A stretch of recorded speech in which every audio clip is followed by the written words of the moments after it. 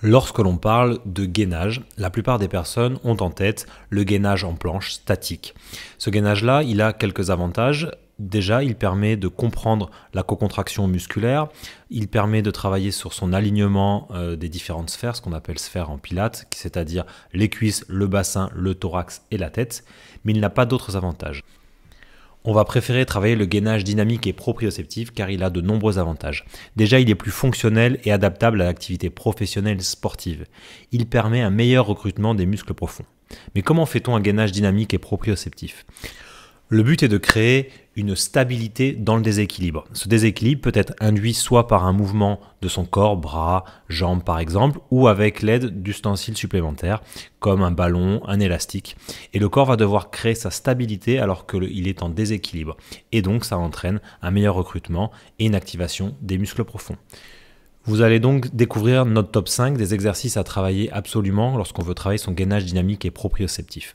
Il faut travailler les différentes faces du corps. On va travailler la partie antérieure avec essentiellement une activation du muscle profond qui est le transverse, un travail de la partie postérieure où nous avons quand même le transverse aussi, mais plus spécifiquement nous allons travailler les multifides et ensuite les faces latérales qui sont aussi à travailler.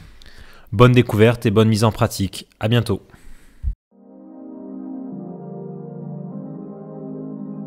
Placez le ballon sous les fesses au niveau du sacrum en laissant le bas du dos libre. Expirez en rentrant le nombril pour activer le transverse mais sans serrer les fessiers. Inspirez en levant une jambe, puis la deuxième en expirant pour se placer en chaise renversée. Expirez en amenant un talon en direction du sol sans mouvement du reste du corps. Inspirez pour revenir en position de départ. Réalisez la même chose de l'autre côté. Pour plus de difficultés, vous pouvez placer les mains sur l'abdomen ou croiser les bras sur la poitrine.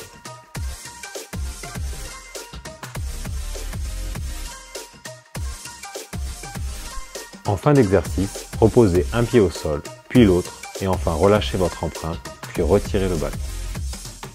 Placez-vous de profil à l'accroche de l'élastique, mains jointes au niveau du nombril. Tendre les bras devant vous en expirant, en restant à la hauteur du nombril, et en luttant donc contre la traction de l'élastique. Vous devez réaliser une ligne droite parfaite. Le retour s'effectuera en inspirant.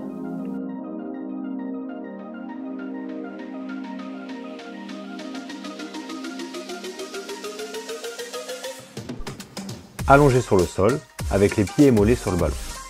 Prendre appui sur le ballon, coude au sol pour décoller les fesses de celui-ci. Stabilisez la position en gardant les cuisses, le bassin et le buste alignés. Contrôlez le retour au sol. Pour plus de difficultés, vous pouvez déplacer le ballon vers les pieds et ou enlever les mains du sol. L'instabilité sera plus grande et le travail de stabilisation plus important. À doser évidemment en fonction de vos capacités et de votre douleur.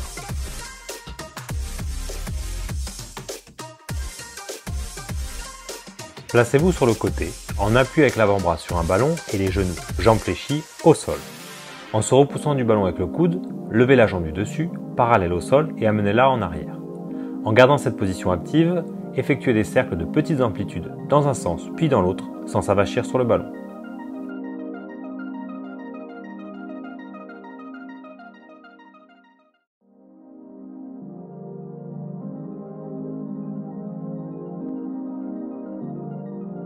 Départ, genoux au sol et avant-bras sur le ballon avec un alignement du buste et du bassin. Serrez les fesses, rentrez le ventre, puis tendre les genoux pour aligner les membres inférieurs au reste du corps. Tenir la position en maintenant fesses serrées et ventre rentré.